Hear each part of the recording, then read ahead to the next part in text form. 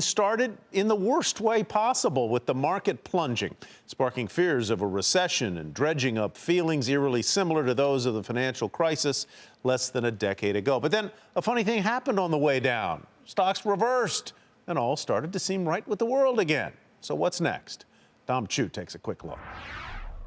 So, after what started off as one of the worst starts to a year for the stock market in history, we're right back to around flat for 2016, give or take a few points here and there.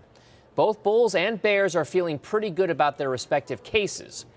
After dropping 11%, the trend of bounce backs has continued for the large cap S&P 500 index.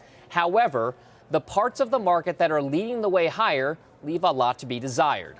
The biggest gains have come from high dividend-paying sectors like telecom stocks and utilities, the sectors that investors flock to when they're worried about the economy.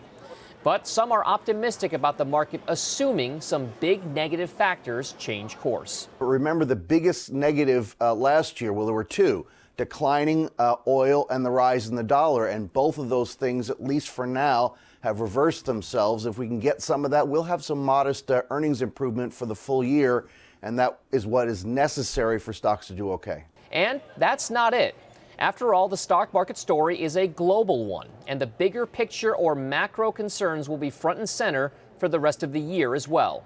I think there's going to be two big factors that will influence the rest of this year's trade. One is the health of the global economy. In particular, is China able to soft land, and is Europe able to continue to grow at 1 to 1.5%? The second element has to do with central banks, particularly central banks in Europe, in Japan, in China, still able and willing to repress financial volatility, not because they love markets, but because that's the only way they can promote economic growth. The market has given investors a chance to reevaluate things. 2016 losses are now gone, at least when it comes to some of the major indices. Now, the question is, what will they do after hitting that reset button? For Nightly Business Report, I'm Dominic Chu.